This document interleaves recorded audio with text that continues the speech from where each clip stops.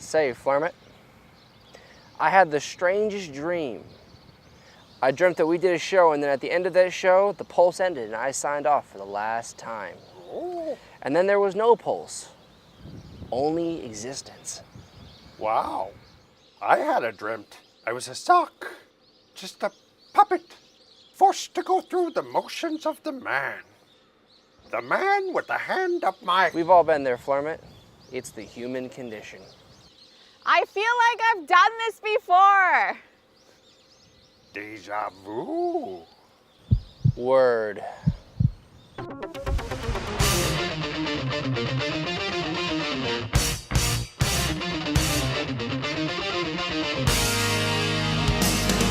Welcome to the Zama Pulse. I'm Specialist Corey McCooch, not Sean Bean. So you can rest assured that I'll make it through this episode alive. Or will I? For the last 200 years, every May in Japan, the cities of Zama and Sagami have a kite festival. A time to kick back, relax, and go fly a kite without Julie Andrews. This year was no exception. Like most Japanese festivals, the focus was on food and fun. This year was no exception. Déjà vu. Word. Yes, the food was out in full force as festival goers perused the pop-up shops waiting for the main event, the launching of the giant kite.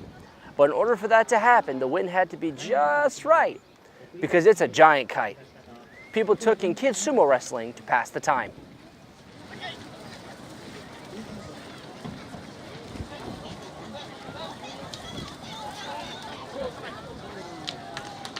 Finally, when the time was right and when tensions were at their peak, the kite was released to soar with the sparrows, flitting across the great expanse.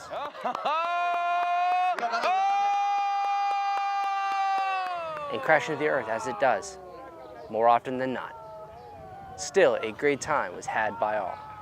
We're watching the big kites go up, and it's a real demonstration of our friendship between the cities and Camp Zama. So if you have a chance, come on out and see it. It's really something special. Nearby, but on a different day, several youth volunteers from Camp Zama spent a Saturday cleaning the bank of the Sagami River. It was a chance to give back and help make the world a little bit cleaner. Scott Guido has the story. The banks of the Sagami River were full of activity as volunteers from the Camp Zama Youth Center teamed up with DPW and Zama City to pick up trash along the river. I would like to see the impact we make, whether it be the area being cleaner or seeing how much trash we pick up as a group. It's really a great thing. The cleanup was done in conjunction with Earth Day, something that was on the mind of the volunteers as they worked their way along the bank of the river, removing items which had been dumped and left behind. Well, the environment gives us so much, so if you don't keep it clean, then we're going to lose it. The volunteers picked up everything from plastic bottles to discarded magazines and even a tire. They then sorted the trash, which was hauled away by the city of Zama. The youth center regularly participates in community projects, but this was the first time that they cleaned up the banks of the Sagami River. No matter where they volunteer, it's not just good for the environment, but Camp Zama Youth Center facility manager Loretta Contreras says that volunteering at an early age has a lasting effect and prepares the young volunteers for a life of community involvement. It's really important for us to start getting them interested and involved in community service from a young age, because then they'll start learning that life skill, which serves them just throughout the rest of their high school years, college, and adult life and beyond. I'm Scott Guido reporting from the bank of the Sagami River. Now it's time for this week's Community Calendar.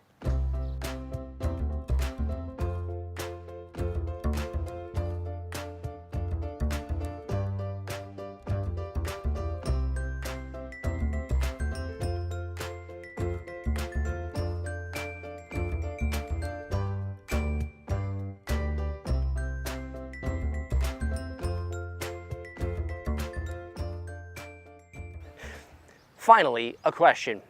Would you know what to do if someone was trapped in a confined space and needed help? Déjà vu. No, Flarmit.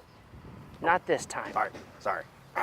Workers at one Sagami Depo worksite got to witness the procedure and familiarize themselves with the rescue operation in a live demonstration by the Sagami Fire Department.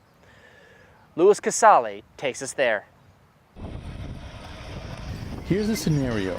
A construction worker has fallen down a manhole and is injured. The confined space and threat of a toxic gas and bad air make for a dangerous rescue. This wasn't real, but for the workers at Sagami Depo, this was a chance to see how an actual rescue would happen in a dangerous situation. そうですね、非常に難しい。I think it is a very dangerous rescue because of the confined space.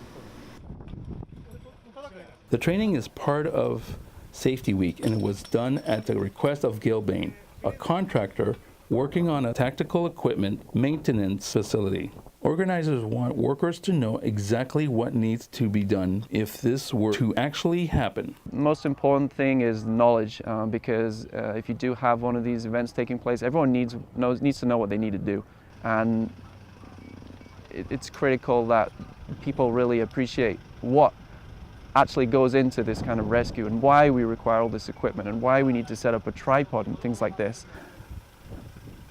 The drill was in cooperation with Gilbane, the Sagami Depo Fire Department, and the Japan Engineering District of the Army Corps of Engineers. Around 50 people watched as a fireman performed a mock rescue and gave medical attention to the injured worker. I think today's event went really, really well. The partnership between the fire department and Gilbane is bolstered by the fact that now they're able to know what expectations there are, and I really think that we want to try to model this event at other installations throughout the Japan area. I'm Louis Casali reporting from Sagami Depo. And that's the Zama Pulse for the week of June 21st, 2018. I'm Specialist Corey McCooch, and you keep smiling, Cam Zama. This time was no exception. Deja vu. Very good, Flormit. Mm-hmm.